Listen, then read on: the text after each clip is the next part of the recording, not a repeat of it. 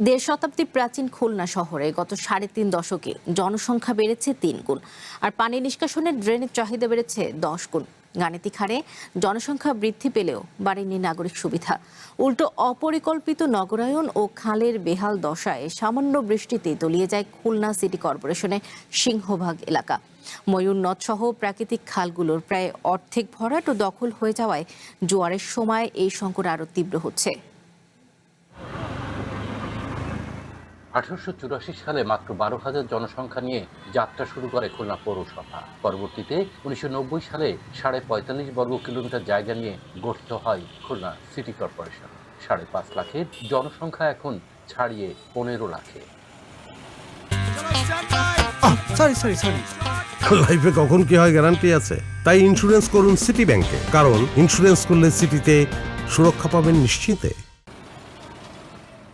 জনসংখ্যা বাড়লেও বাড়েনি নাগরিক সুযোগ সুবিধা। অপর্যাপ্ত ড্রেন, প্রাকৃতিক খাল ভরাট ও দখলে ব্যাহত হচ্ছে পানি নিষ্কাশন।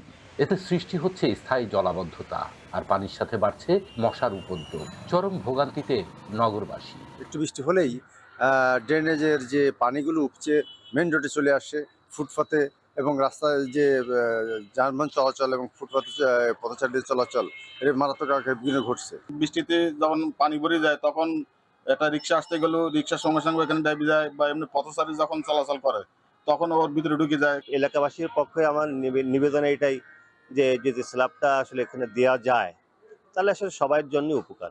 খুলনা শহরের পানি নিষ্কাশনের প্রধান মাধ্যম 22টি খাল, যা সিটি কর্পোরেশন ও পানি উন্নয়ন বোর্ডের অধীনে।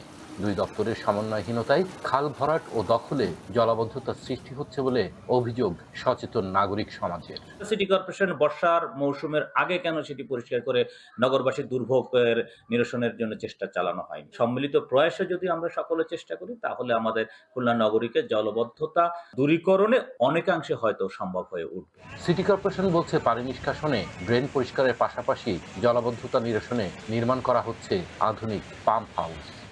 জনগণের এবং আপনাদের যে কাঙ্ক্ষিত চাহিদা যে বৃষ্টি হবে, নদীতে জোয়ার থাকবে, তারপরেও শহরে জলাবদ্ধতা হবে না, কারণ এখানে খুব হাই পাওয়ারের একটা পাম্প স্টেশন আমরা বসাবো। পলিথিনের স্তূপ জমেছে, কোথাও 4 ফিট 5 ফিট পলিথিন স্তূপ জমেছে। এগুলো পরিষ্কার না করে শহরের কিছু ড্রেন পাকা করলেই কিন্তু পানি সরবরাহ ঠিক হবে না। বেশিরভাগ সুইচ গেট ভেঙে গেছে, সেখান থেকে পানি বেরোতে পারে না, শুধু পানি ঢোকে। সেসব জায়গা আবার কেটে সুন্দর করা, এবং এই চ্যালেঞ্জ নিয়ে আমরা কাজ করছি। দুর্ভোগ নয়, জলাবদ্ধতা দূর করে নাগরিক সেবার মান উন্নয়নে কার্যকর পদক্ষেপ নিবে সংশ্লিষ্ট কর্তৃপক্ষ, এমনটাই প্রত্যাশা খুলনাবাসীর।